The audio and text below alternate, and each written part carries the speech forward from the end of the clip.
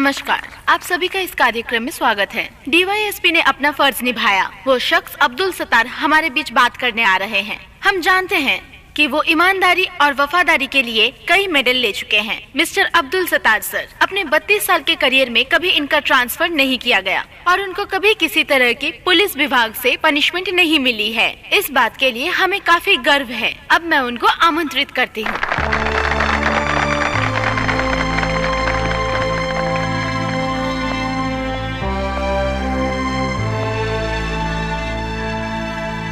अपने बूट और सलाखों को छोड़कर आज मैं एक नया कदम रखने जा रहा हूँ।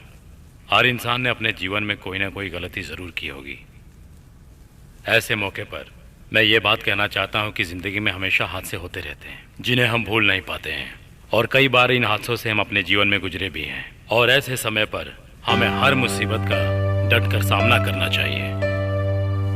मैंने शपथ ग्रहण के समय जो जो बातें कही थी वही बातें मैं आप सभी के सामने दोहराना चाहता हूँ। आम इंसान के लिए पुलिस वाला होने के नाते मैंने जब ये खाकी वर्दी पहनी थी तब मेरे लिए बहुत खुशी की बात थी। मैं पुलिस वाला बनना चाहता था और बन भी गया।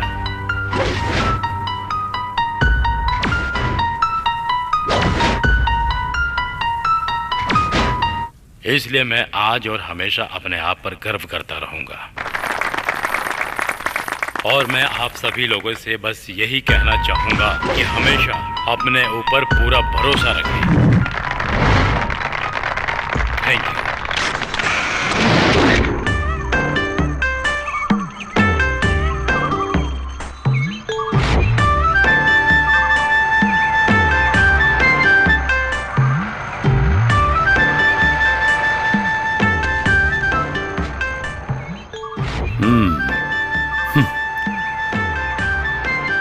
लेकिन ड्राइवर साहब। सर, तुम जानते हो ये बात बिल्कुल सच है।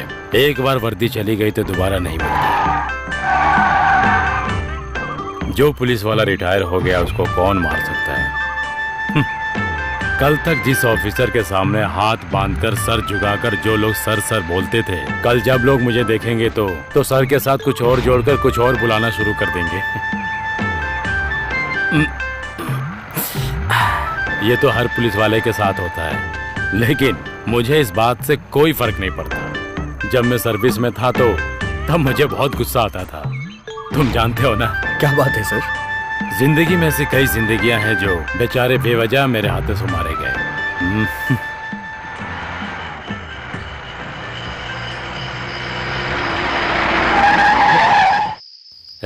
क्या हुआ? गाड़ी क्यों रोक दी? सर, हुआ क्या? बीच रोड पे पेड़ गिरा हुआ है। आप बैठिए, मैं देख के आता हूँ। हाँ ठीक है, जल्दी आओ। मदद के लिए भी कोई नहीं दिखाई दे रहा है। हाँ, क्या मुसीबत है ये। दिल के अरमासूं में बह गए।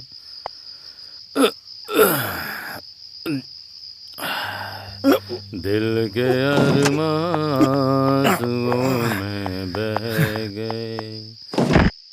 हम जहाँ थे वहीं पे रह गए। हम वफा करके भी तन्हा रह गए। दिल के अरमासूं में बह गए। दिल के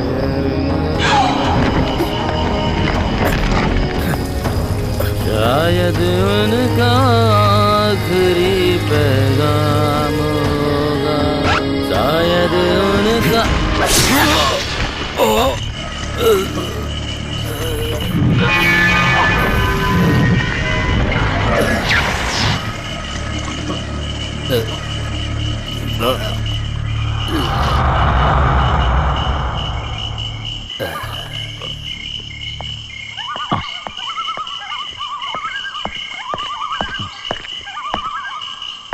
सर, सर, ओ तो वो वहाँ है। सर, मैंने पेड़ हटा दिया है, आप चलिए सर। सर अभी तक पेशाब कर रहे हैं। सर चलिए सर। सर, हाँ सर।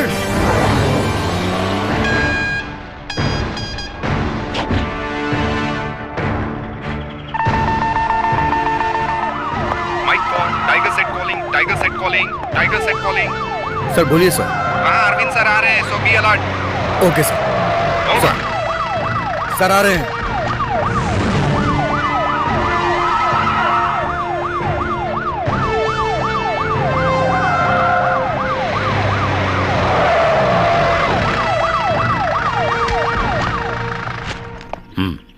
इधर आओ।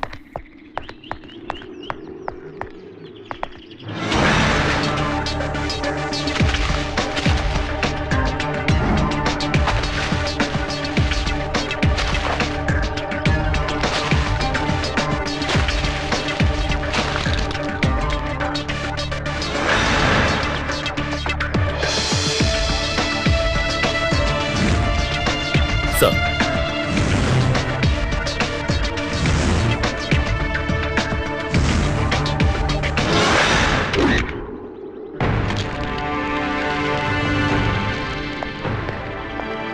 थॉमस, सर तो इसका मतलब ये हुआ कि तुमने वहाँ कुछ भी नहीं देखा। नहीं सर, मैं गाड़ी से उतरकर पेड़ हटाने के लिए गया था और तभी तो फिर... तुम्हारे कहने का मतलब है कातिल ने 3 मिनट में अपना काम कर दिया। फेयरवेल डिनर अटेंड करने के बाद और गाड़ी में ज्यादा ट्रेवल करने की वजह से वो जरूर ज्यादा जोर से चिल्ला भी नहीं पाए होंगे, इसीलिए सतार सर। थॉमस, ये सारी बातें तुम मुझको पहले भी बता चुके हो। मुझे ये जानना है अभी तक तुमने जो बातें बताई उसके अलावा और कुछ बताने के लिए है सर। ए रास्ता छोड़ो, मुझे आपसे एक बात कहनी है। इस कठोर हत्या के पीछे राष्ट्र को डराने वाले आतंकवादी संगठन का हाथ है। जब मैं सर्विस में था ना सर, तब मैंने एंटी टेररिस्ट स्क्वाड में काम किया था ना सर। नाम क्या है? एंथनी, सच का सामना पत्रिका से। सच का सामना पत्रिका से नहीं, पत्रिका से। हाँ, आपने सही कहा। एंथोनी, हाँ। इस हत्या के पीछे राष्ट्र छोड़ो पूरे विश्व का हाथ नहीं है। हाँ। अगर ऐसा हुआ भी है तो उसको ढूंढ कर निकालेंगे। इस बीच में दखल अंदाजी करके इस केस को भड़काने की कोशिश की तो जैसा कि तुमने सवाल किया है, जरा उधर तो देखो। सीआई अरविंद बहुत कठोर सर हैं। अगर इन्होंने मारना शुरू किया तो एक भी हड्डी सलामत नहीं रहेगी। नहीं सर, वो सब नहीं चाहिए, पर केस की डिटेल्स तो... उसके लिए सही वक्त देखकर सही लोगों को बुलाकर जो सही होगा वो बताऊंगा। ठीक है? ठीक है। अगर ऐसा ही है तो अभी आप अपने काम पर ध्यान दीजिए। अरविंद सर, ड्राइवर को फिलहाल के लिए छोड़ दो। हाँ मैं जानता हूँ। और जो कोई भी शक के घेरे में है उसको कस्टडी में ले लो।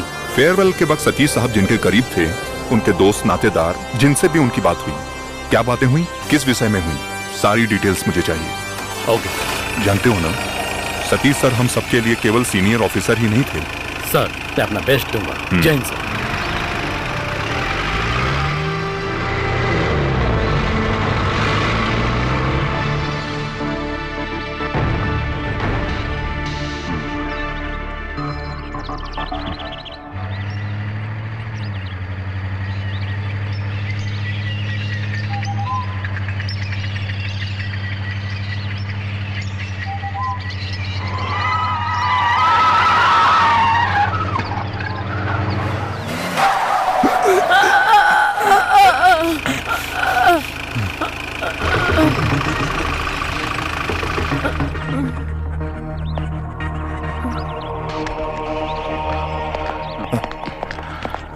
आपको चोट तो नहीं लगी? नहीं। चलो अच्छी बात है। कुछ नहीं हुआ, मैं ठीक हूँ बेटा। कोई बात नहीं, ये लो।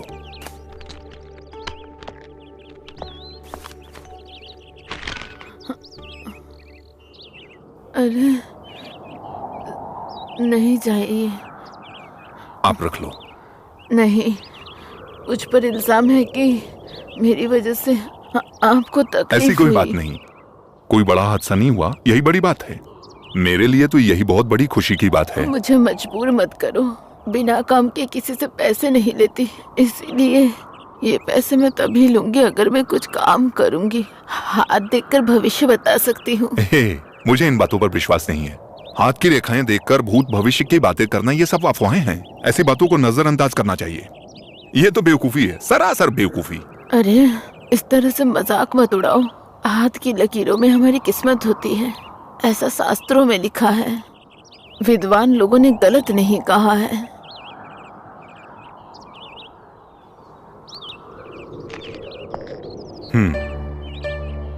हे दुर्गा,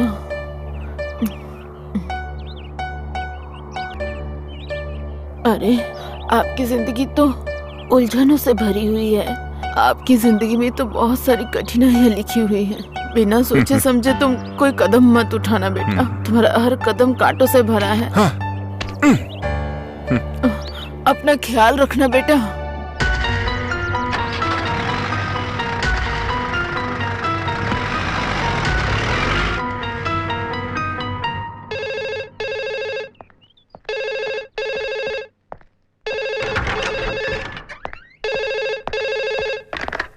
यस सर, मैं अरविंद बोल रहा हूँ। पिछले कुछ वक्त से रिटायर आईजी राघवन आपके बारे में पूछ रहे थे। राघवन सर? जी सर। क्या बात है? जी वो तो पता नहीं, मुझे लगता है कुछ ना कुछ जरूर गड़बड़ है। मैंने उनकी आवाज से ऐसा महसूस किया है। वो डरे हुए थे। सर जितना जल्दी हो सके वहाँ जाकर आप देखिए। वो कह रहे थे कि इमरजेंसी है सर। अभी आप लोगों के सामने आईजी नवीन सर आ रहे हैं। वो केस की तह तक पहुंचने में और काम को अलग तरीके से करने के लिए जाने जाते हैं और वो हम सबके प्रिय भी हैं।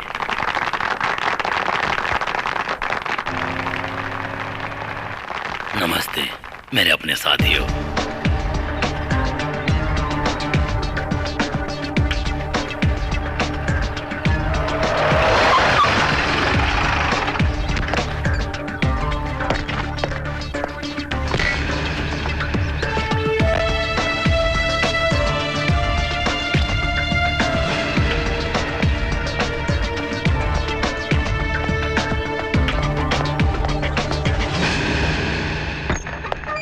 Sir, Raghavan sir, Raghavan sir.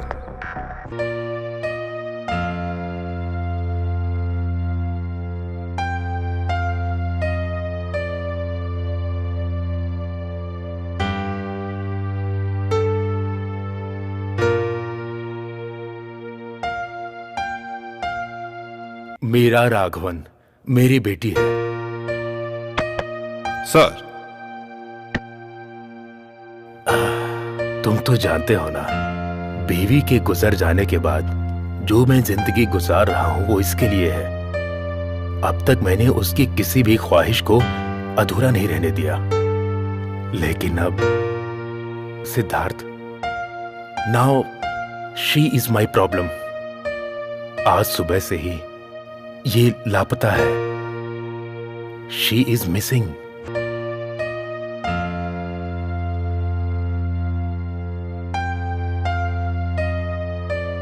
कुछ समय पहले एक अनजान शख्स ने मुझे फोन किया था। उसने क्या कहा था तुम्हें पता है? मेरी बेटी जिससे प्यार करती है उसके साथ जिंदगी संवार रही है। इस बात को मैं कैसे मान लूं? बस मुझे मेरी बेटी वापस चाहिए। इसके लिए तुम्हें मेरी मदद करनी होगी। वो किसके साथ गई है और कहां गई है, ये सब तुम्हें पता करना है। उसके बारे में कुछ सुराग है क्या आपके पास?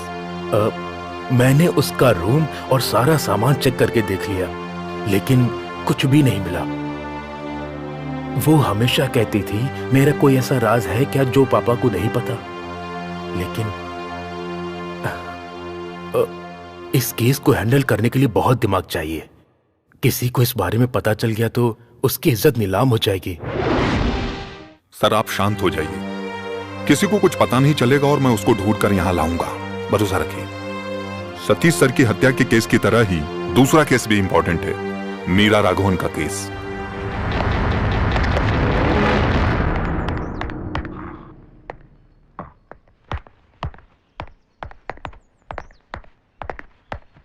Sir, any information? नहीं सर, वो जहाँ कहीं भी जाते हैं वहाँ हमने छानबीन करके देख लिया। कुछ लोगों का कहना है कि 2 लोग उस रास्ते से निकले थे। बस इतना ही सर। मीरा के कॉलेज में पता किया? हाँ किया, लेकिन कोई भी मीरा के अफेयर के बारे में नहीं जानता है। वो हमेशा पढ़ाई और म्यूजिक में रहती थी। उसके फ्रेंड्स बस इतना ही जानते हैं। पता नहीं सर, मुझे कुछ अजीब सा फील हो रहा है। कुछ अच्छा नहीं लग रहा है। मुझे भी। लेकिन अरविंद, जो हर वक्त हिंदुस्तानी संगीत और किताबों में उलझी रहती थी वो मीरा राघवन, उसके ऊपर हम कोई मुसीबत नहीं आने देंगे। ये मैंने सर से वादा किया है, वो मुझे हर हाल में निभाना है। कई लोगों की जिंदगी के बारे में वो हत्यारा जरूर जानता होगा। कल सुबह होने से पहले हम दिन की शुरुआत के लिए सुप्रभात कहते हैं। ऐसा कुछ सुराग मिल जाए तो बात बन जाए। मेरा दिल ऐसा कह रहा है, ये होगा।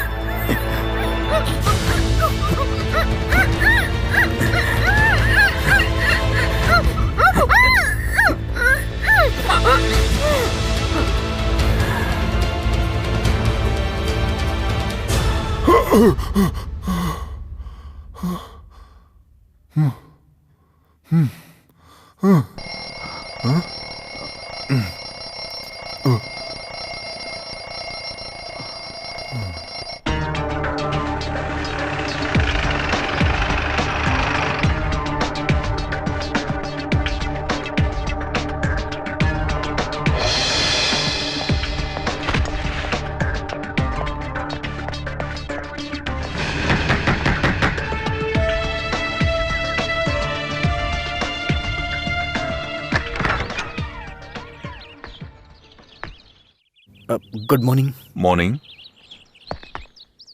राघवन सर कहाँ हैं? यहाँ तो नहीं है, बाहर गए हैं मंदिर में। और तुम? मेरा नाम राहुल है, राहुल कृष्णा। सर के क्या लगते हो? कुछ नहीं लगता। सीताराम सर से मैं भी यहाँ मिलने के लिए आया हूँ। आपसे एक बात कहनी थी सर। कल रात को मीरा मेरे ही साथ आई थी। मीरा अभी कहाँ है?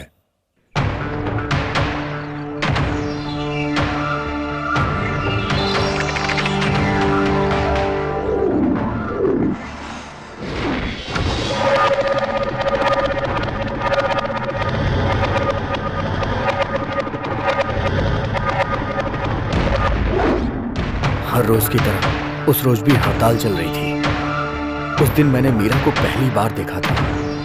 स्पेशल क्लास अटेंड करने के लिए कॉलेज जाने के चक्कर में हड़ताल के दिन भी वो घर से बाहर आ गई थी। उस दिन मैंने पहली बार मीरा को देखा।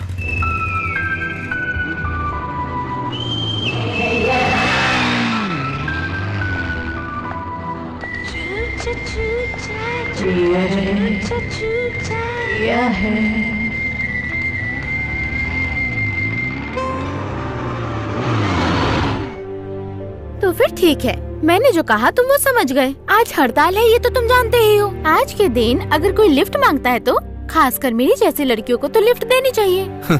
तुम कोई ब्रिटनी स्पीयर्स हो क्या? रिटायर्ड आईजी राघवन की बेटी को आज तक किसी ने छेड़ने की हिम्मत नहीं की है। टच करना तो दूर की बात। हाँ, वैसे आज हड़ताल है और मुझे कॉलेज जाना है, इसलिए मैं तुम्हें माफ कर देती हूँ, ठीक है ना? जल्दी चलो, 9:30 की क्लास है। चलो नीचे उतरो।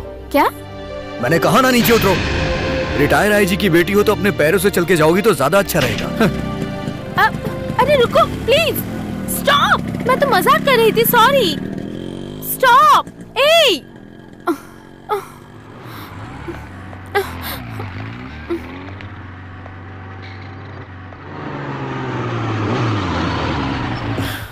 अगर तुमने सॉरी दिल से बोला है तो आके बैठ जाओ। 9:30 की क्लास है ना? अगर मैंने तुम्हें लिफ्ट नहीं दी तो तुम्हारी क्लास छूट जाएगी। Yes, thank you.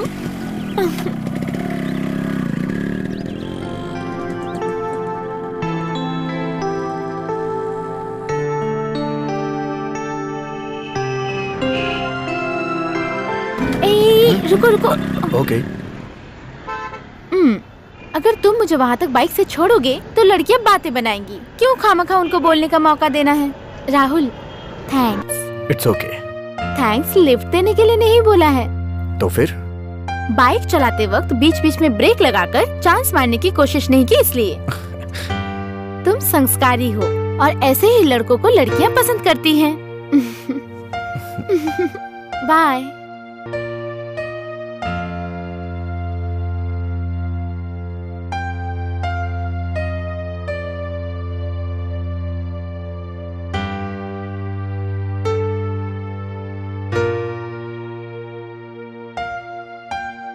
उस मुलाकात को प्यार में बदलने में ज्यादा समय नहीं लगा। मीरा के बगैर एक पल भी जीना मेरे लिए मुश्किल था, ये मुझे महसूस होने लगा। कब से तुम ऐसे ही चुप बैठे हो? अगर कुछ कहना है तो खुलकर बताओ, तभी तुम्हें समझ पाऊंगी ना। मैं हमारे रिश्ते के बारे में उससे कुछ कहना चाहता था।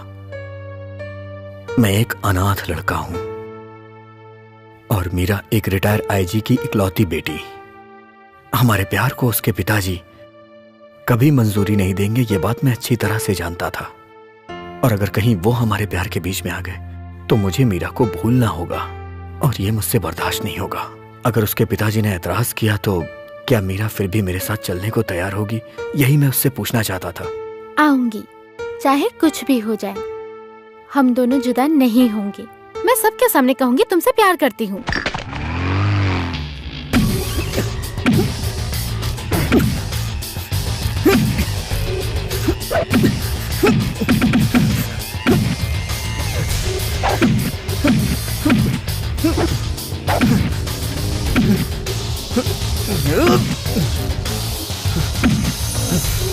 राहुल, आ गई तुम? मैंने तुम्हें यहाँ पे इसलिए बुलाया क्योंकि मैं तुम्हें सरप्राइज देना चाहता हूँ। कम ऑन, हम यहाँ से कहीं और चलते हैं। कहाँ? जिंदगी के सफर पे। हम दोनों शादी करने वाले हैं। I mean, court marriage. मैंने सारा इंतजाम भी कर लिया है। शादी होने के बाद जैसे कुछ हुआ ही नहीं ऐसा सोच के तुम घर चली जाना और मैं आश्रम चला जाऊंगा। कुछ महीने के बाद तुम्हारी पढ़ाई भी पूरी हो जाएगी। उसके बाद मैं तुम्हारे पिताजी से मिलने आऊंगा, उनसे तुम्हारा हाथ मांगूंगा। अगर उस दिन तुम्हारे पिताजी नहीं माने तो मैं सीना तान कर कहूंगा कि तुम मेरी बीवी हो, तब तो उन्हें मानना ही पड़ेगा। अगर कल कोर्ट मैरिज है तो आज जाने की हमें क्या जरूरत है? ऐसा नहीं हो सकता, क्योंकि हमें यहाँ से काफी दूर जाकर कोर्ट मैरिज करनी होगी और अगर हमने यहाँ की तो तुम्हारे पिताजी को पता चल जाएगा। उसके बाद मुझे पुलिस वाले अरेस्ट करके जेल भेज देंगे। हमें और भी बहुत सारी बातें करनी है। यहाँ पे हमें तुम्हारे पिताजी का डर है, लेकिन वहां पे किसी का नहीं होगा। मैंने एक जगह भी देख रखी है, हॉलिडे होम। मीरा प्लीज तुम ना मत करना।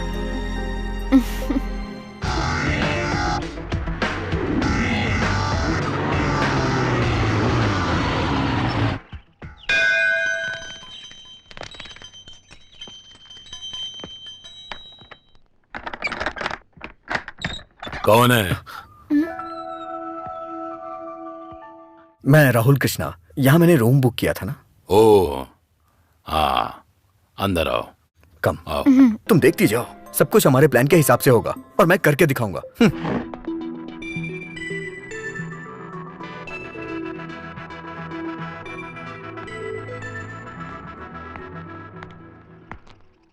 आइसक्रीम खाओ। अगर वो वापस नहीं आएगा तो अच्छा रहेगा, है ना? वो लड़का इतना अच्छा नहीं है। दुनिया में उससे भी अच्छे लड़के हैं, तुम्हें मिल सकते हैं। इसका फैसला मैं करूंगी। समझ गया। कभी कभी इस तरह की गलती सुधारने के लिए लोग गलत ही बताते हैं, तभी गलती का एहसास होता है। संभलने के लिए कल सुबह तक का वक्त है, चाहो तो संभल जाओ।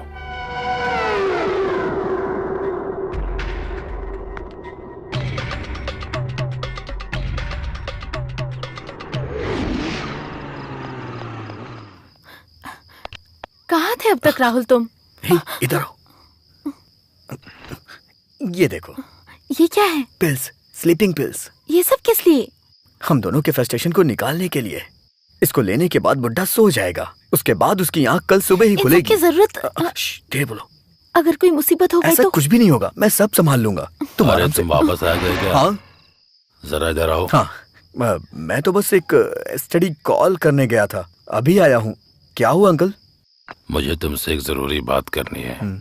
जो बातें दिल के अंदर हो उससे कह देना ही अच्छा होता है, समझ गए ना? क्या बात है? अरे तुम्हें बीबी बनाने के लिए कोई और लड़की नहीं मिली क्या? तुम्हारी बीबी बनने के लायक नहीं है मेरा। Mind your words. अरे गुस्सा मत करो, गलती सुधारने के लिए अभी वक्त है। सुबह तक का समय है तुम्हारे पास। क्या हुआ? क्या बात है राहुल? इन्होंने क्या कहा? नहीं, वो पूछ रहे थे कि रात को खाने में चपाती चाहिए या चावल। तुमने क्या कहा? चपाती चलेगी। बस इतना ही क्या? अरे सेहत के लिए चावल अच्छा होता है, बोलने से नहीं पता चलता है क्या? चलो।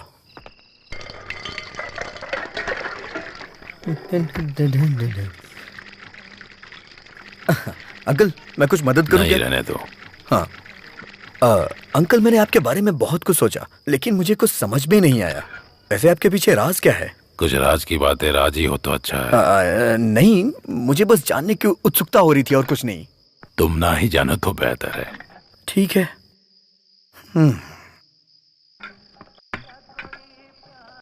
अंकल, ये पपीता ले लेता हूँ मैं। सोने से पहले पपीते का जूस बहुत अच्छा होता है।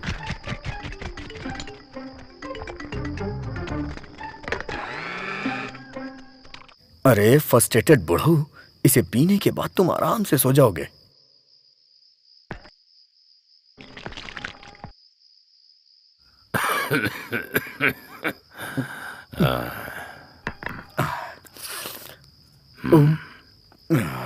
अंकल? नहीं चाहिए। अंकल, इसे मैंने अपने हाथों से बनाया है। कितने प्यार से मैंने आपके लिए बनाया था इसे, और आप इसे पीने से मना कर रहे हैं। पीछे ना प्लीज।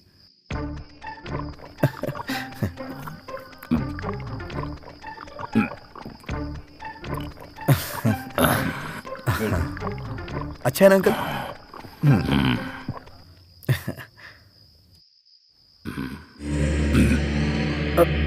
अंकल क्या हुआ? अंकल, अंकल क्या हो गया? अंकल चलिए चलिए। अंकल आराम से। Thank God. Good night, good night, good night. अपने पैरों को लंबा करके आराम से सो जाइए। टाटा।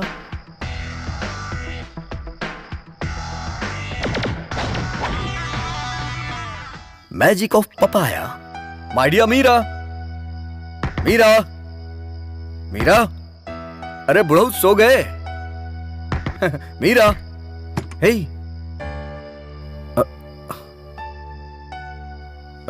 मीरा, मीरा। ओह, तो मैडम नहा रही हैं। मीरा, बुढ़ऊ सो गए। Sleeping pills with papaya. Hello, नहा चुकी हूं तो बाहर आ जाओ ना यार, या फिर ये चाहती हूं कि मैं अंदर आऊं? हाँ, बोल नहीं रही हो, इसका मतलब मैं अंदर आ जाऊं? मीरा,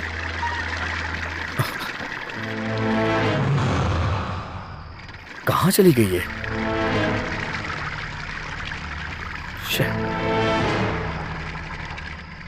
मीरा, मीरा।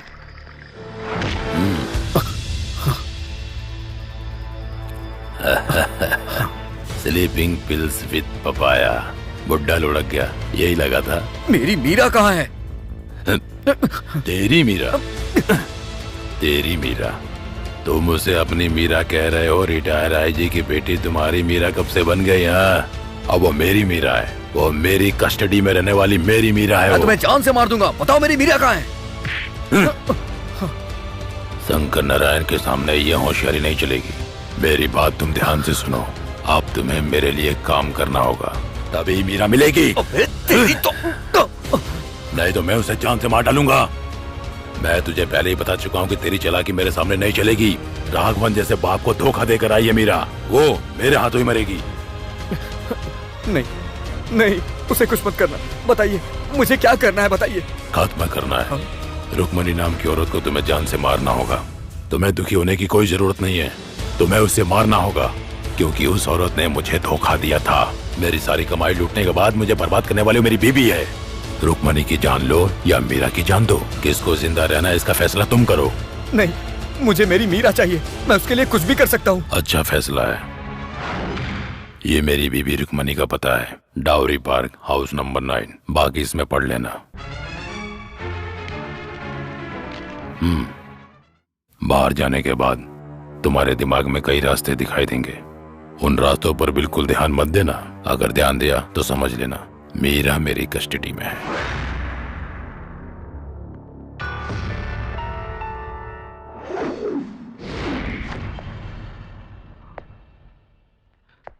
शंकर नारायण ने रुक्मणी देवी को मारने के लिए मुझे भेजा, लेकिन मुझ में किसी को भी मारने की हिम्मत नहीं है। लेकिन मेरी मीरा, सब मेरी वजह से हुआ है। मैं खुद को कभी माफ नहीं कर पाऊंगा। मैं इसके हल निकालने के बारे में सोच रहा था, तो मैंने ये सोचा कि मैं ये सारी बातें आईजी सर को बता दूं, और मैंने उन्हें सब बता दिया। मेरी बातें सुनकर वो मंदिर में मन्नत मांगने गए हैं। इन सब में अब भगवान क्या कर सकता है सर? हमें मीरा को बचाना होगा। मुझे आपकी मदद की जरूरत है सर, नहीं तो वो मीरा को मार डालेगा।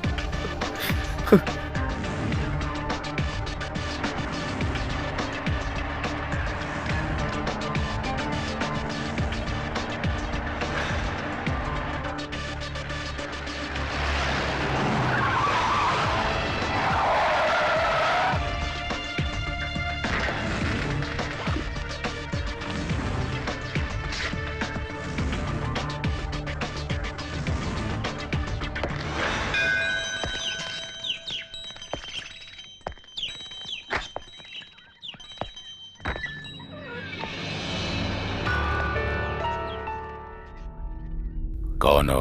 क्या चाहिए? कमरा चाहिए। यहाँ कोई कमरा खाली नहीं है।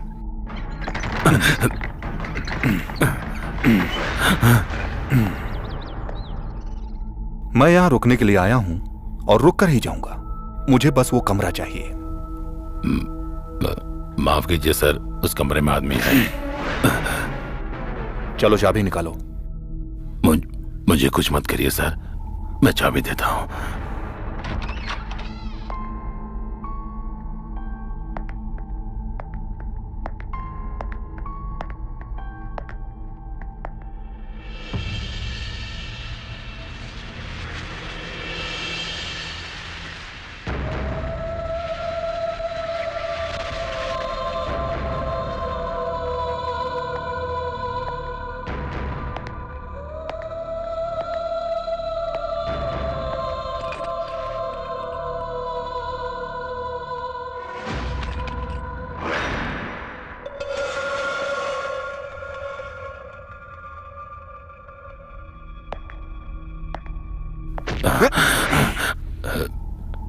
तुमने इस बेचारी को मार डाला? नहीं सर, मैंने इसको नहीं मारा सर। मैं सब कुछ पता करके ही यहाँ पर आया हूँ। यहाँ पर जो कुछ भी हुआ है वो राहुल ने मुझे बता दिया है।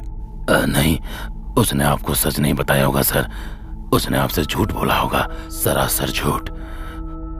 आप मेरी बात समझने की कोशिश कीजिए सर। सच क्या है मैं आपको बताता हूँ सर।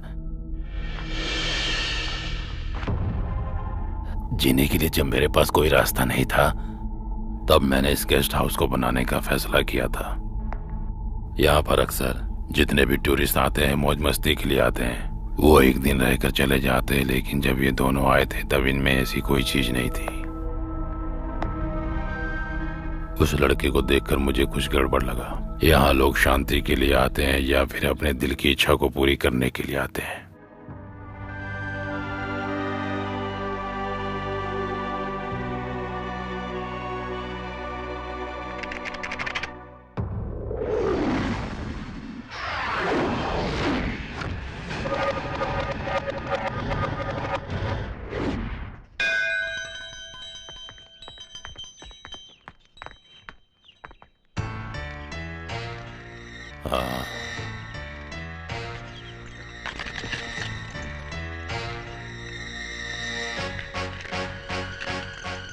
थैंक्स।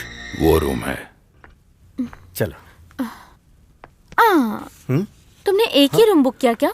हाँ, काफी नहीं है क्या? नहीं, हम साथ में एक रूम में तब रहेंगे जब हमारी शादी हो जाएगी। तब तक तुम अपने कमरे में और मैं अपने कमरे में। Okay uncle? मुझे दूसरा रूम चाहिए। हाँ देता हूँ ना, ये लो तुम्हारा वो कमरा है, ठीक है? Thank you uncle, bye. आपने उसे चाबी क्यों दी? मैंने उसे कुछ प्लान करके यहाँ बुलाया था ना। सारा खेल बिगाड़ दिया आपने। सॉरी। हाँ, सॉरी। सॉरी।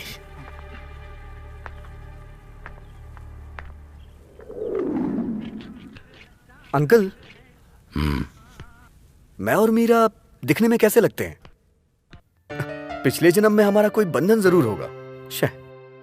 वैसे दिखने में तो वो मेरे लायक नहीं है। अगर मैं थोड़ी कोशिश और कर लूं ना तो मैं उससे अच्छी लड़की आराम से पटा सकता हूं। आप क्या कहते हैं? अगर तुम ऐसा कर सकते हो तो फिर शादी के नाम पर उसको इतना दूर क्यों लेकर आए हो?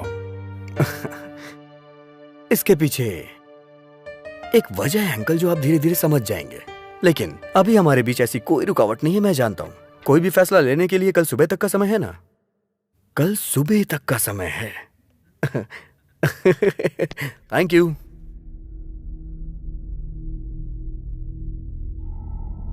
हाँ मीरा, मैं थोड़ी देर में आता हूँ। हाँ, कितने समय से एक दूसरे को जानते हो तुम लोग? सिर्फ 2 महीने की मुलाकात है, लेकिन ऐसा लगता है कि जैसे हमारा जन्मों जन्मों का रिश्ता है। आपको भी ऐसा ही लगता है ना?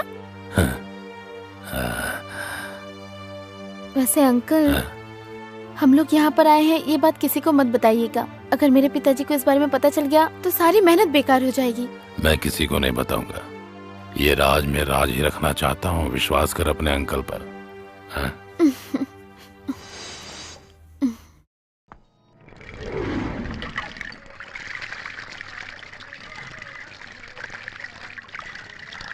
अंकल, मैं सोने की कोशिश कर रहा हूँ। हाँ तो लेकिन मुझे नींद नहीं आ रही। कल शादी की टेंशन है। शायद मेरी मत मारी हुई है, इसीलिए मैं उस लड़की से शादी कर रहा हूँ। कोई मदद चाहिए क्या? नहीं चाहिए। अंकल, ये पपीता ले जाऊं क्या? रात में सोने से पहले पपीते का जूस पीना चाहिए। मुझे उसके बर्ताव से उस पर शक होने लगा था। पपीते के जूस में मुझे सुलाने के लिए नींद की गोलियां मिला रहा था वो। और फिर मैंने भी उसका प्लान पता करने के लिए ठान लिया था कि आखिर ये सब वो किस लिए कर रहा है।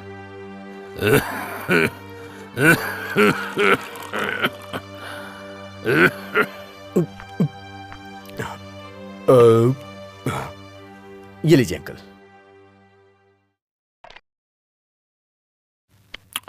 शक्कर बहुत कम है। मुझे मीठा बहुत पसंद है, वो चाहे जूस हो या फिर जिंदगी। हाँ, मीठा होना जरूरी है। हाँ।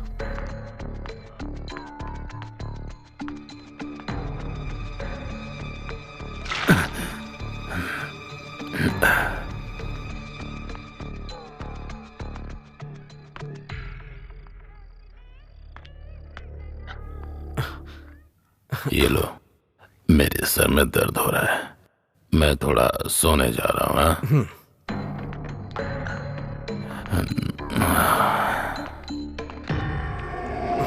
यस।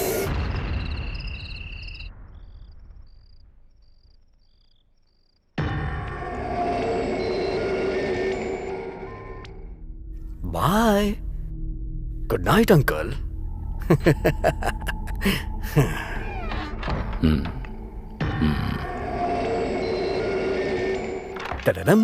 तरदम पम। हाय मीरा।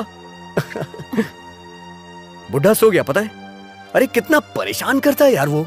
और पता है क्या कह रहा था? मेरी तुम्हारी जोड़ी बिल्कुल नहीं जमती है। तो फिर तुमने क्या कहा? सही तो कह रहा था वो। मैंने उससे कह दिया तुम मेरे लायक नहीं हो। क्यों? सही कहा ना मैंने? आज की रात हम एक जश्न की तरह मनाएंगे और कल सुबह हम यहाँ से वापस चले जाएंगे। लेकिन तुमने तो ऐसा नहीं कहा था। ये शादी वादी की झंझट मैं नहीं पालता। जिसकी शादी नहीं हुई रहती है उसके लिए मैं एक रात का पति बन जाता हूँ। और हम दोनों के बीच भी यही रिश्ता होना चाहिए। Come on darling, come on. मुझे राहुल, छोड़ो मुझे, छोड़ो। इतना परेशान क्यों कर रही हो? राहुल, छोड़ दो इसको। कहाँ से आ गया? अगर मेरे हाथों मरना नहीं चाहता है तो चला जाए यहाँ से। जाओ मोहन, निकल जाओ।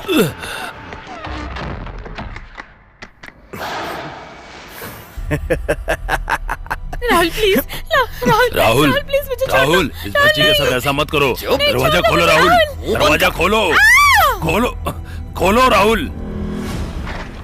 राहुल,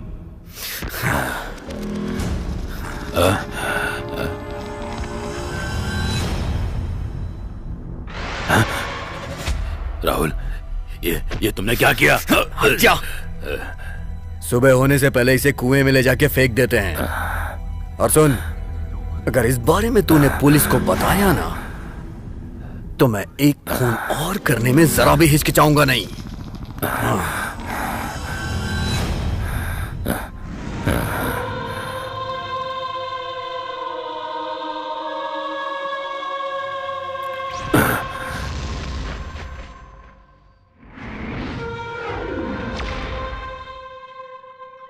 अगर उसका सामना करने के लिए मेरे साथ अगर कोई होता तो आज वो लड़की जिंदा होती। आखिर मैं अकेला क्या कर सकता था? तुम्हारी बनावटी बातों को सुनकर मैं भावुक होकर यहाँ से खाली हाथ जाने के लिए नहीं आया हूँ। अमन ग्लोबल स्ट्रीट में जो औरत रहती है रुक्मणी देवी, वो तुम्हारी बीवी है। तुम उसको मारने के लिए राहुल कृष्ण को मजबूर कर रहे थे। उसने तुम्हारी बात मानने से इनकार किया तो तुमने मीरा को मार दिया। इसलिए मीरा की हत्या में केवल तुम्हारा हाथ है। बीवी और मेरी, लेकिन मैंने अभी तक तो शादी ही नहीं की। फिर भला क्यों मैं उसको मारने के लिए किसी को मजबूर करूंगा सर? किसी को भी मारने के लिए 1000 रुपये काफी है। कोई भी ये काम आसानी से कर देगा सर। आप उसकी बातों में आकर उसे बचा रहे हो सर। अरविंद, इससे एड्रेस ले लो। सर, और जाकर छानबीन करो कि रुक्मणी नाम की औरत उस पते पर रहती भी है कि ओके, नहीं। सर। जल्दी जाओ, क्विक।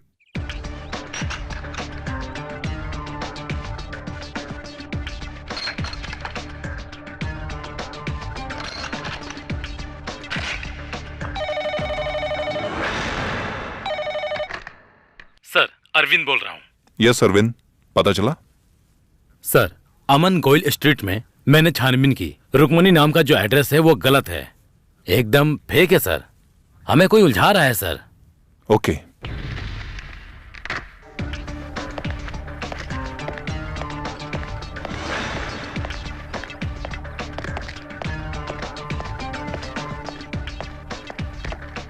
सर सर सर वो मानसिक रोगी है, उसने मीरा को मारा है सर। वो किसी भी स्थिति में बचना नहीं चाहिए sir.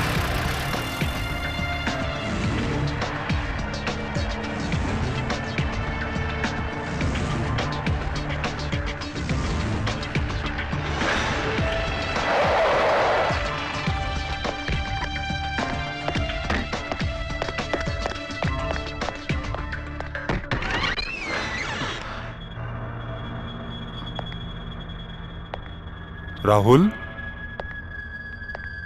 Raghavan sir,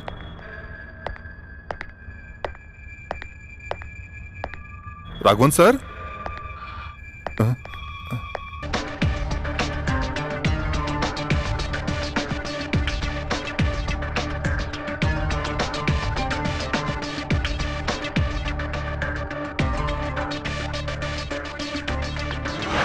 impression media में फर्स्ट रैंक लाने वाला वो इंजीनियरिंग का स्टूडेंट है। इतने दिनों तक वो यहीं पर था, जहां कोई किसी को सहारा नहीं देता, यहां उसे प्यार और सहारा दोनों मिला। फिर इसका दिल इतना कठोर कैसे हुआ कि वो किसी की जान ही ले लेगा? अगर आज की बात करें तो आशिक को उसका प्यार ना मिलने पर इस तरह के बहुत से हादसे होते हैं सर। लेकिन इस केस में मीरा और राहुल एक दूसरे से प्यार करते थे, और इतना ही नहीं, दोनों अपनी मर्जी से गेस्ट हाउस में गए थे सर। वही तो, शंकर नारायण के मुताबिक राहुल मीरा को ना पसंद करता था और ना प्यार। उसने ये सोचा होगा कि कोर्ट मैरिज करके पूरी जिंदगी उसके साथ रहना होगा, और ये भी सोचा होगा कि मीरा से अच्छी लड़की भी उसे मिल सकती है। इस तरीके की बात सोचकर वो पूरी तरीके से परेशान हो गया होगा। फिर उसने रास्ता चुना मीरा की हत्या करने का, और यही सोचकर उसने मीरा को मारा होगा। मीरा के इस केस को थोड़ी देर के लिए साइड में रखने तो उसे राघवन सर को मारने की क्या जरूरत थी, और वो भी घर के अंदर घुसकर। जैसा कि शंकर नारायण ने बताया था कि वो मानसिक रोगी है, शायद यही वजह हो सकती है। मैं इस पर विश्वास नहीं करता, क्योंकि हत्या और उसकी जगह दोनों आपस में, मेरे हिसाब से आपस में मिल नहीं खा रहे। दोनों हत्याओं के पीछे तीसरी कोई मजबूत वजह है। वो क्या वजह हो सकती है सर? वही तो हमें तलाश करना है। इसके लिए ये हमारे हाथ लगना चाहिए। मीरा जिसे अपनी जान से ज्यादा प्यार करती थी, वो वहशी कातिल Rahul Krishna, the most wanted.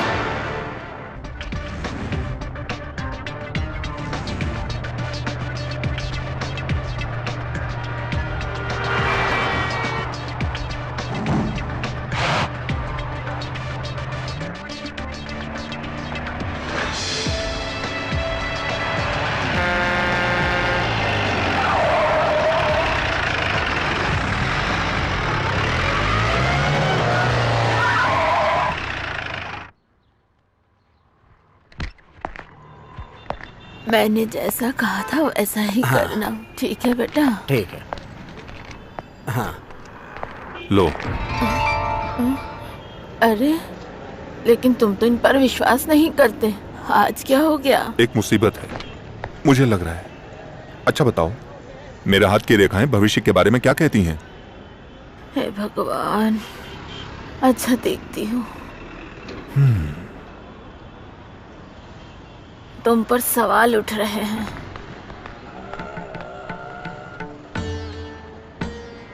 रास्ते में रुकावटें आ रही हैं, मौत से भी सामना हो सकता है। मौत से सामना? मुसीबत में हो, हाँ, वो कहीं से भी आ सकती है। संभल कर रहना बेटा, सब ठीक हो जाएगा। दुर्गा बेटा, अगर प्रायश्चित करोगे तो इसका हल निकल सकता है। नहीं चाहिए, मुझे अपने ऊपर पूरा भरोसा है, कल भी और आज भी। किसी भी मुसीबत से बच के निकलने के लिए हमारा शरीर ही काफी है। शरीर ही सामना करेगा और हल भी निकालेगा। मैं प्रार्थना करूंगी, इतना ही कर सकती हूँ मैं।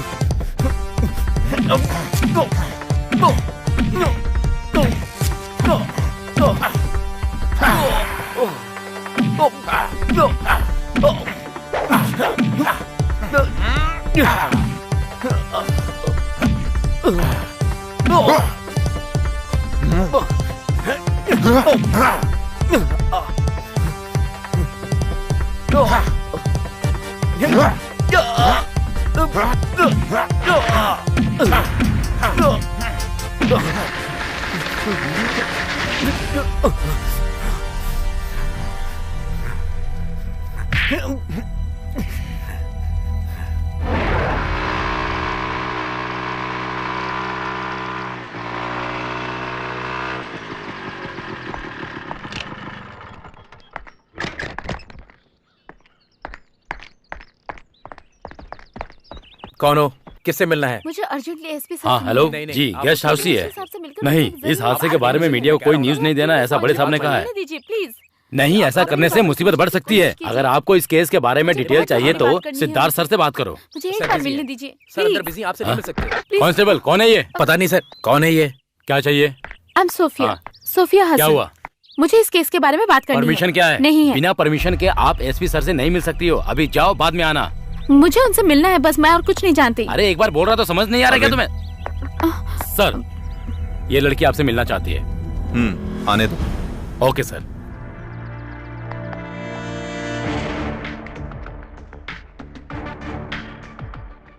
क्या बात है सोफिया, परेशान क्यों हो? राहुल कृष्णा ने कोई गलती नहीं की है सर। वो किसी का खून नहीं कर सकता। मैं उसे बचपन से जानती हूँ, हम दोनों ने साथ में पढ़ाई की है। आप मेरी बात का यकीन कीजिए। अच्छा, तो इसी वजह से उसने कल रात को सर को जान से मारने की कोशिश की थी? इतना ही नहीं, उसने सारा गुनाह भी कबूल कर लिया है। कबूल कर लिया? हाँ। मुझे बिल्कुल भी यकीन नहीं है। इसमें जरूर कोई ना कोई गड़बड़ है सर। राहुल को बचा लीजिए सर, वो बेगुनाह है।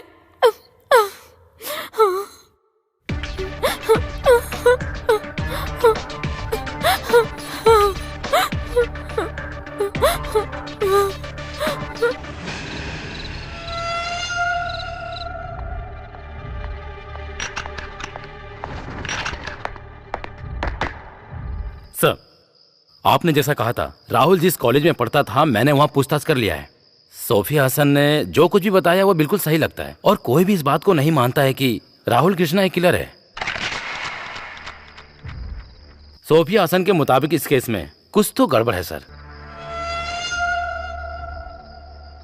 राहुल कृष्ण ने जो कहानी बताई है और शंकर नारायण ने जो बताई है, उन दोनों कहानियों में रियल कौन सी है और कौन सी फेक है, इस बात का पता लगाना ही मेरा काम है।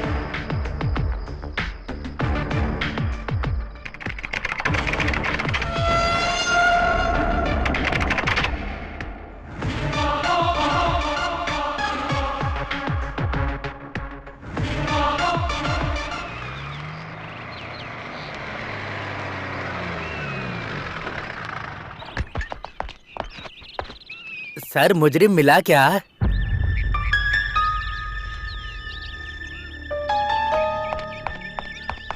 मैं कुछ नहीं जानता सर। इस केस के सारा डिटेल अपने आजी वर्गीस सर को बताने से पहले आप यहाँ आ रहे हो, ये बात उनको पता चल गई सर। आखिरकार तुम आ ही गए एंथोनी। कोनी का किसी भी नेता से ताल्लुक नहीं है। सर, आप अभी तक उस बात से नाराज हो? मैं तो बस यूं ही मजाक में नहीं, जानबूझ के किया। इस केस को उलझाने के लिए कुछ तो जाल बिछाकर रखा है। राहुल कृष्ण ने जो मर्डर किया है उसकी इन्वेस्टिगेशन मैं कर रहा हूँ। ये बात ऑफिस वाले ही जानते हैं। उस केस के बारे में ही जानने के लिए आए हो ना? बहुत दिलचस्पी ले रहे हो उस केस में तुम एंथोनी। सर बात यह है कि जानता हूँ। इंटेलिजेंस आईजी वर्गीस के जानने से पहले मैं जो बताने वाला हूँ उस कहानी में तुम तो एक बहरूपिया हो एंथोनी। कल रात जो मेरे ऊपर अटैक हुआ था उसके पीछे कौन हो सकता है ये तुम जानते हो एंथोनी? जानता हूं सर। फिर भी मुझसे बात छुपाई, ऐसा क्यों एंथोनी? कोई बात नहीं, मैं तुम्हारी मानसिकता को अच्छी तरीके से समझता हूं। अगर तुम्हारी जगह पर मैं होता तो यही करता। तुम जा सकते हो। इस केस की सारी डिटेल मैं तुम्हें बुलाकर बताऊंगा। जाओ। चलता हूं सर।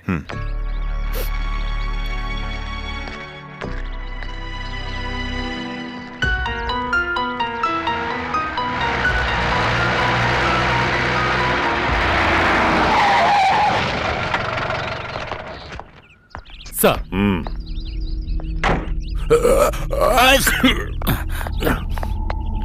Morning sir. तुम ये सब अच्छा कर लेते हो। इस जगह के अलावा कोई और जगह पसंद नहीं आई? कितनी धूल है यहाँ पर। माफ कीजिएगा सर। राघवन और मीरा को कैसे मारा गया है इस केस में बहुत बड़ा किरदार निभाने वाला है ये घर। इस बात की इंपॉर्टेंस को समझकर ही मैंने आपको यहाँ पर बुलाने का कष्ट किया है। प्लीज। ओके।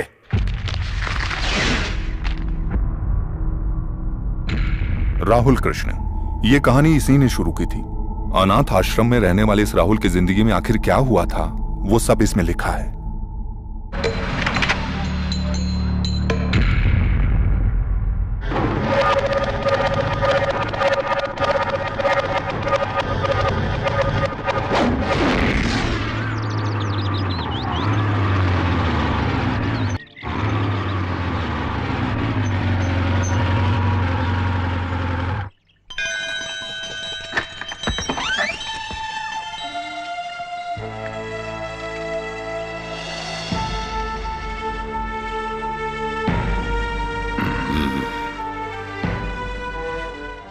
तुम आओगे या नहीं मुझे शक हो रहा था।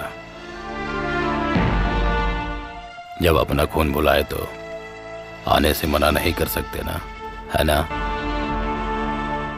आ जाओ।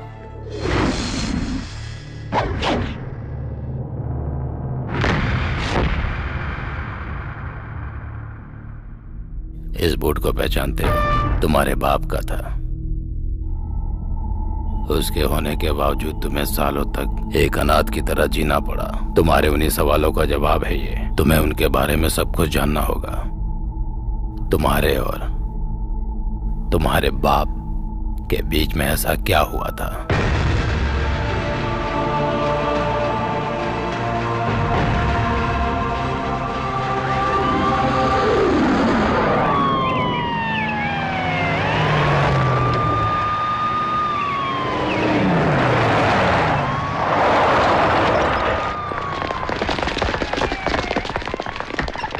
कोई है क्या घर में? पत्रकार कहाँ है? क्या बात है? किससे मिलना है? ये अखबार का ऑफिस है। यहाँ तक पहुँचने का अधिकार तुम्हें किसने दिया? अखबार का ऑफिस है ये पता करके ही हम यहाँ आए हैं। अरे तुम और तुम्हारी पत्रिका। कहाँ है पत्रकार? बोलता क्यों नहीं? उसे कुछ मत करो। इस ऑफिस की जिम्मेदारी मुझ पर है। जो भी कहना है मुझसे बात करो। जो औरतें बागान में काम करती हैं, सरकार उनको बचाना चाहती है, यही ना? सही कहा ना मैंने? हाँ वही, जो बागान में काम करती है उनको बचाने के लिए और तुम लोगों का रवैया बदलने के लिए कोई तो हल निकालना होगा, तभी हमारा आंदोलन ये रुकेगा, समझे? आंदोलन? सुन लो पत्रकार, दोबारा आने का मौका मत देना। अगर मैं आया तो बहुत कठोर कार्रवाई होगी, याद रखना। तुम और तुम्हारी ये पत्रिका सब खत्म हो जाएंगे, मेरी बात याद रखना। जिसको कोई मिटा सकता है उसको कहते हैं अक्षर। उस अक्षर को हथियार बनाकर हर मुसीबत का सामना करने की हिम्मत है मुझ में। ये बात जाकर उसको बताओ जिसने तुमको भेजा है। तुम बहुत पछताओगे। हाँ। लिखना शुरू करो। हाँ। हाँ। जो औरत बागान में काम करती है उनकी गिनती धीरे धीरे लगातार बढ़ती जा रही है। इसके पीछे पुलिस का हाथ है। जानकी दीदी रसोई में काम कर रही हैं, मैं संभाल लूंगा। हाँ ठीक है।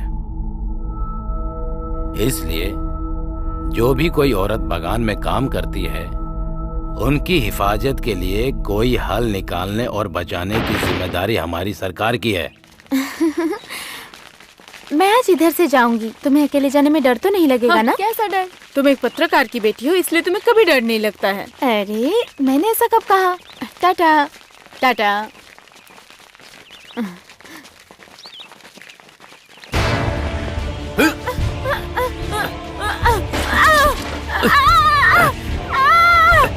चल छोड़ो। अरे गायत्री छोड़ो इसे।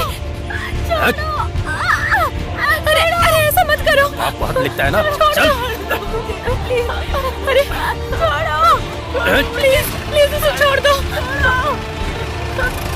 छोड़ो गायत्री।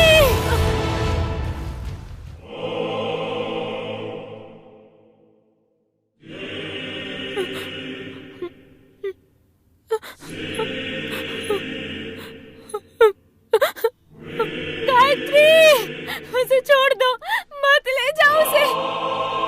छोड़ दो उसे।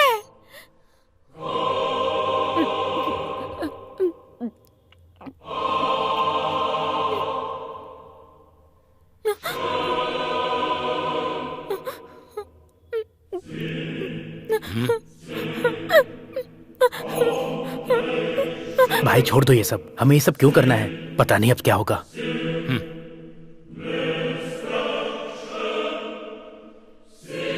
हे भगवान, पता नहीं हम पर क्या मुसीबत आने वाली है।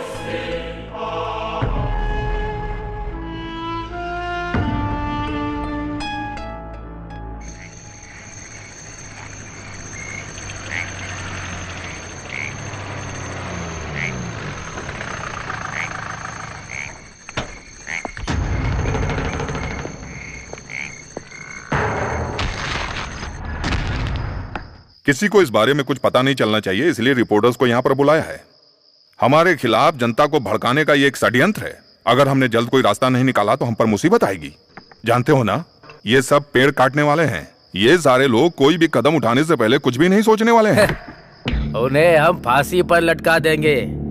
अगर उसकी बात सुनकर वो पुलिस स्टेशन आए ना तो वहाँ से जिंदा बचकर नहीं जाएगा, चाहे कोई हो। सही कहा ना थॉमस? हाँ। पत्ती से बनी चाय में अगर थोड़ा सा रम मिलाकर और साथ में जवान लड़की, पहाड़ियों के ठंडा मौसम, क्या मस्त कॉम्बिनेशन होगा। करेक्ट, तुमने सही कहा।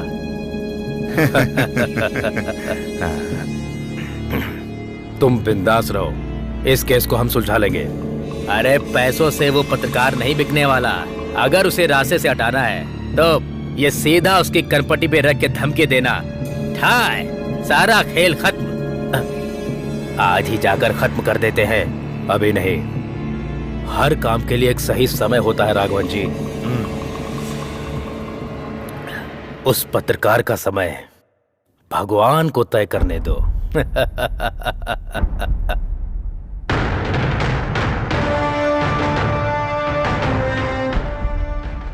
आकाशवाणी के मुख्य समाचार। हम सभी राष्ट्र के लोगों को हर तरह की मुसीबत का सामना करना पड़ता है। भारत और पाकिस्तान के बीच तनाव बढ़ता ही जा रहा है। दोनों देशों के बीच जो शांति प्रस्ताव रखा गया था, इस तनाव के चलते उसे रद्द कर दिया गया है। दोनों देशों के बीच युद्ध होने की संभावना है, ऐसा देश के बड़े बड़े नेताओं का कहना है। राष्ट्रपति द्वारा लिखित किताब में धारा 352 को समझाया गया है। उसके बारे में अपोजिशन पार्टी का कहना है कि इस कानूनी धारा में कोई कमी है और इस विवाद को लेते हुए देश के बड़े बड़े नेताओं के बीच इस मुद्दे पर बहस जारी है। अब देखना यह है कि दोनों देशों के बीच युद्ध होता है या नहीं।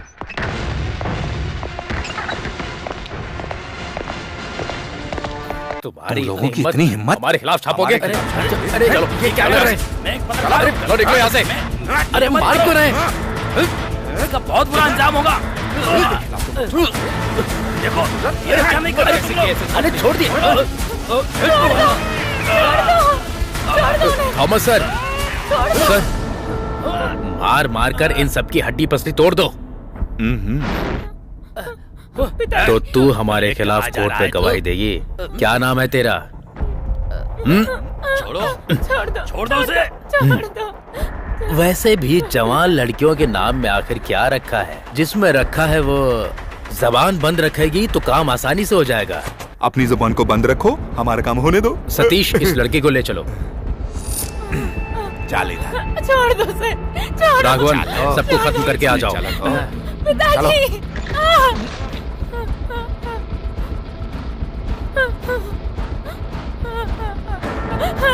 बचाओ। अरे चल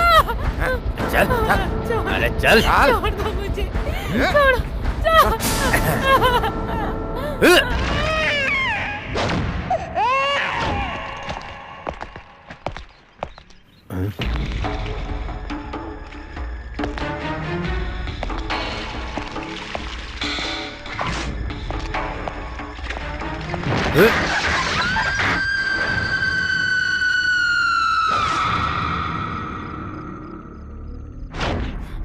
मेरा साथी इस केस की पूछताछ करने के लिए आएगा। अगर उस दिन तुमने गवाही दी तो हाँ? अरे बोल जरा, गवाही देगी क्या? दूंगी, मैं गवाही दूंगी। मैं तुम तीनों के खिलाफ गवाही दूंगी।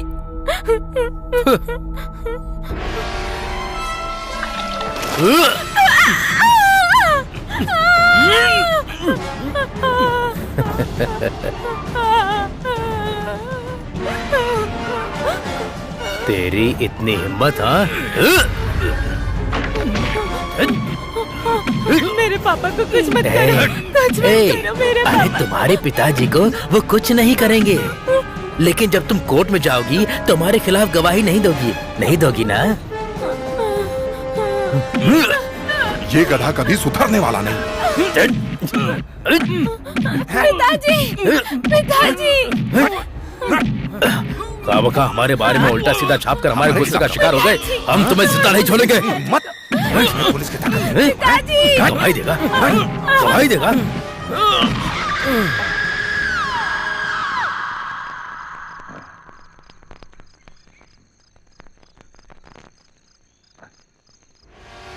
हमारे बीच में जो आएगा उसका यही हाल होगा। हाँ, यही हाल होगा। हमारे बीच में जो आएगा उसका यही हाल होगा। हाँ, यही हाल होगा। मजा हमको आएगा, यही हाल होगा। अरे रास्ता छोड़ो। हम लोग अपना काम करेंगे, कोई कुछ न कर पाएगा। हाँ। हम लोग अपना काम करेंगे, बहुत मजा हमें आएगा। हम लोग थॉमस अपना सर, उसकी सांस अभी तक चल रही है। ओहो, मर जाएगी। उठाकर कहीं फेंक देते हैं, शक्कर डालकर जला देते हैं, कोई सुराग नहीं बचेगा। कोमल के साथ भी हमने यही किया था ना, तुम्हें याद है ना? जब मुझे होश आया तो मैंने देखा कि मेरी जिंदगी पूरी तरह तबाह हो चुकी है। सरकार के खिलाफ खड़े होकर इंसाफ की उम्मीद की थी, मेरी बेटी को जलाकर उन लोगों ने राख कर दिया। बीबी को डरा धमका कर उसको पागल बना दिया। मुझे मेरे देश को छोड़कर जाने की धमकी भी दी थी। उन तीनों पुलिस वालों ने मिलकर मेरे साथ साजिश करके केस बना दिया। मेरे पास कोई रास्ता नहीं था।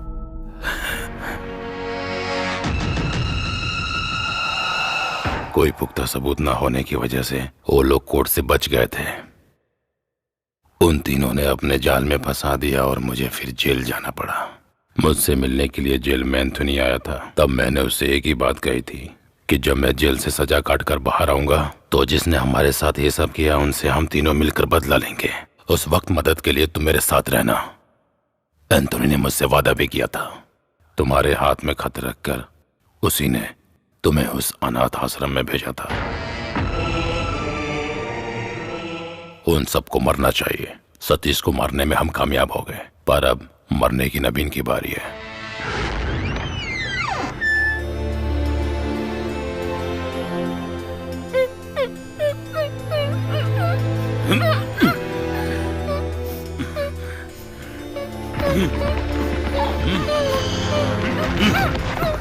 कौन है ये? ये नवीन की बेटी है।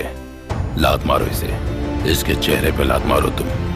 नवीन जिस बेटी को अपनी जान से ज्यादा प्यार करता है, ये जो सर पे निशान देख रहे हो ना, यही निशान इसके चेहरे पर भी होना चाहिए। ये देखकर नवीन को चोट पहुंचेगी। मारो इसे। पिताजी, इसकी कोई गलती नहीं है, इसे सजा देना मुझे ठीक नहीं लग रहा है। तुम्हारी दीदी ने कौन सी गलती की थी? मैंने अपनी बेटी की चीख जिन कानों से सुनी है, उन्हीं कानों से इस लड़की की चीख सुनना चाहता हूँ मैं। चीख सुनना चाहता हूँ मैं। छोड़ो, चाहिए ऐसा मत करिए। उठो उठो तुम, उठो। जाओ, भाग जाओ यहाँ से, जाओ।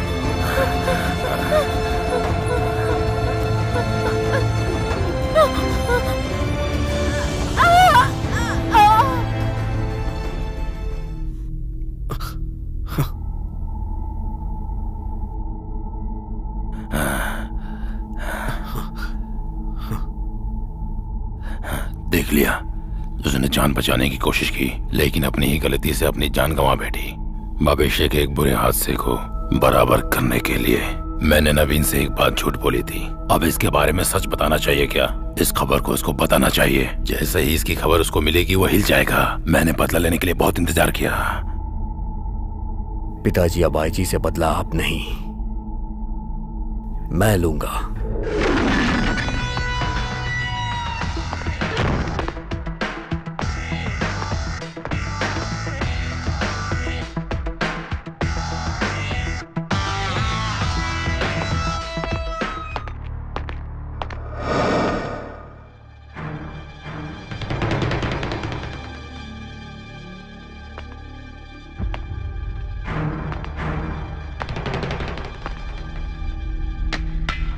कौन है?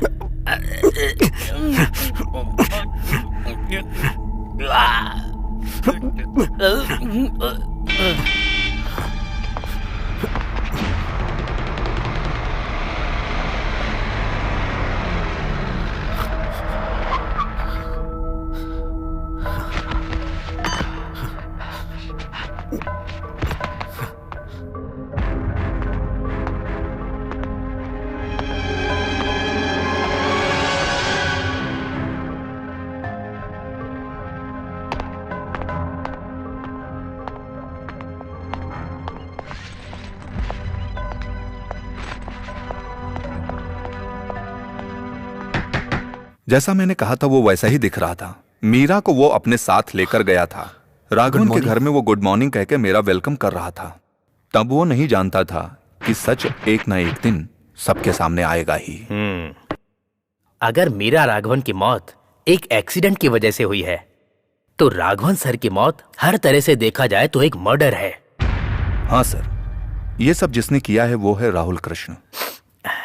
लेकिन इस बारे में शंकर नारायण और राहुल कृष्णा दोनों ने जो कहानी बताई है वो वेल प्लान्ड है। किसी को शक भी ना हो, ऐसा कैसे हो सकता है?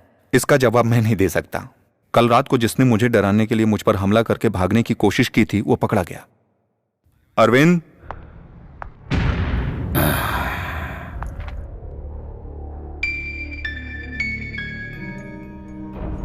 बताओ कैसे तुम दोनों बाप बेटे ने मिलकर इस कहानी को यकीन करने लायक बनाया है?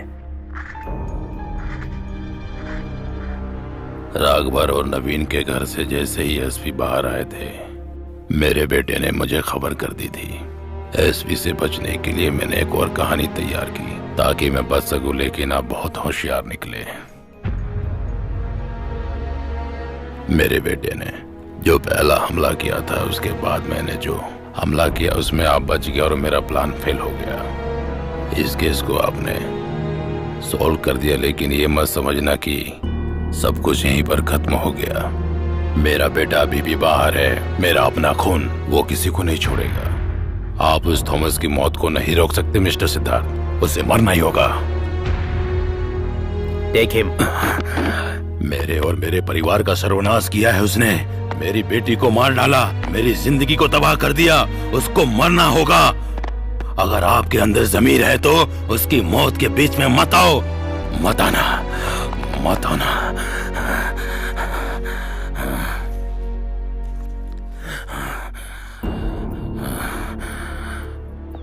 कुछ भी हो जाए हमें उस थॉमस को बचाना ही होगा सिद्धार्थ।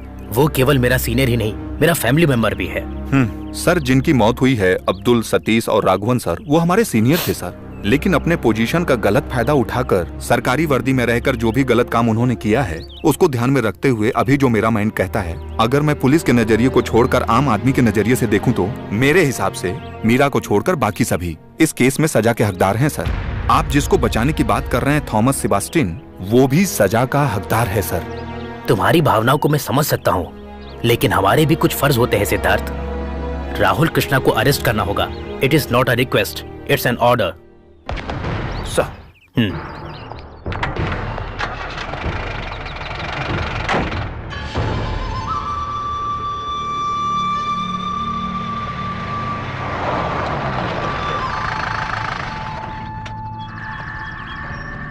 अरविंद, उसका घर और उसके आस पड़ोस में चेक करना चाहिए। परेशानी किसी भी रूप में आ सकती है। सिक्योरिटी टाइट करो और खुद फैसला लो। सर, खून होने की स्थिति में सर को इस जगह के अलावा और दूसरा कोई घर नहीं मिला क्या? यह बात मुझे समझ में नहीं आई। वो सब छोड़ो, लेकिन हमें अपना काम करना है।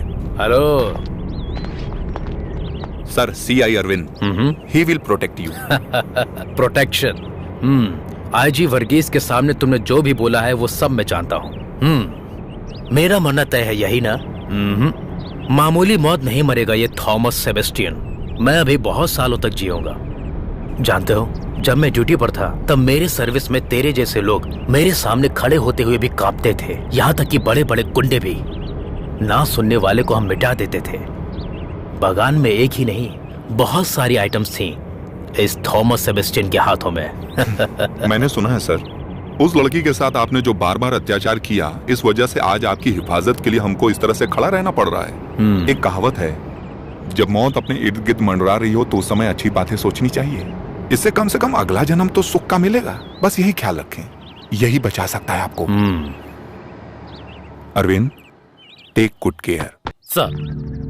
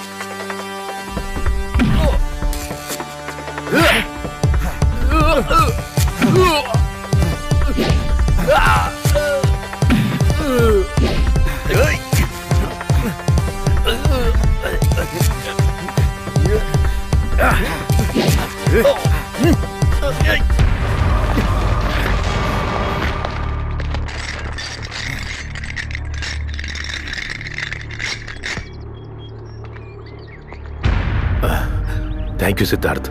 मैंने तो बस अपनी ड्यूटी की है सर। शंकर नारायण और राहुल कृष्ण आज से हमारी कस्टडी में हैं सर, इसलिए आप बच गए ऐसा मत सोचिएगा। आप जब ड्यूटी पर थे उस वक्त आपने जिन लोगों को तकलीफ दी उनमें से कईयों के बच्चे अभी जिंदा है, आपको पता होना चाहिए। ये याद रखना, कुछ मर गए हैं तो कुछ जीना चाहते हैं। आपने जिन लोगों को तकलीफ दी है उसके बदले में वो लोग या उनके वारिस मरने मारने पर उतारू हो गए हैं। आप जैसे लोगों को मैं ही क्या कोई भी माही का लाल या कोई भी सुरक्षा बचा नहीं सकती है। सतीश सर और राघवन सर के साथ जो हादसा हुआ वो अगर आपकी जिंदगी में ना हो उसके लिए प्रायश्चित करिए सर, प्रार्थना करिए। अरविंद। जी सर।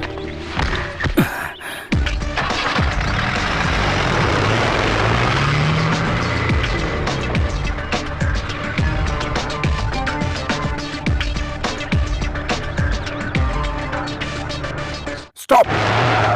क्या हुआ सर? उस पेपर को दो। हाँ।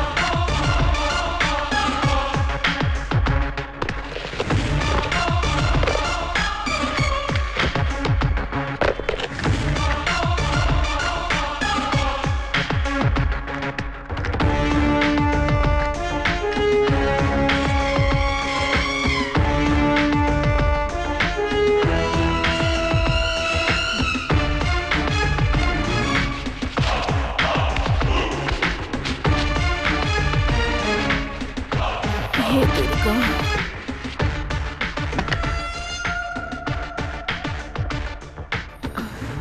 नहीं, अब कोई मुसीबत नहीं है। पर ये है,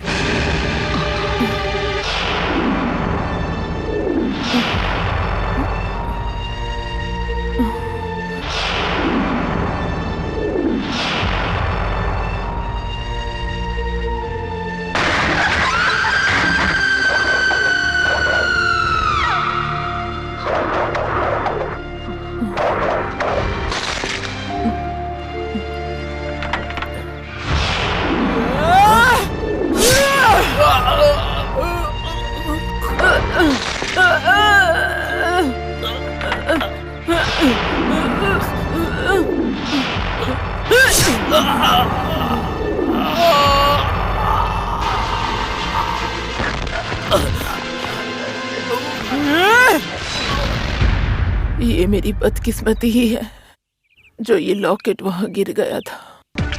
अगर लॉकेट नहीं मिलता फिर भी मैं तुमको ढूंढते हुए यहाँ आ जाता। जब कभी भी कहीं भी कोई घटना घटती है तो कोई ना कोई सुराग मिलता ही है। ये प्रकृति का नियम है।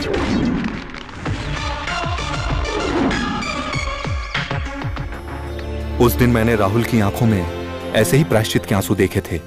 आज तुम्हारी आंखों में वही प्रायश्चित के आंसू मुझे दिखाई दे रहे हैं। उस दिन से लेकर आज तक मैं एक मां के दर्द को समझ सकता हूं। हमारे देश में सबूत की कमी के चलते कई ऐसे केसों पर मिट्टी जम चुकी है। एडीजीपी थॉमस सेबास्टियन का केस भी उन्हीं में से एक था।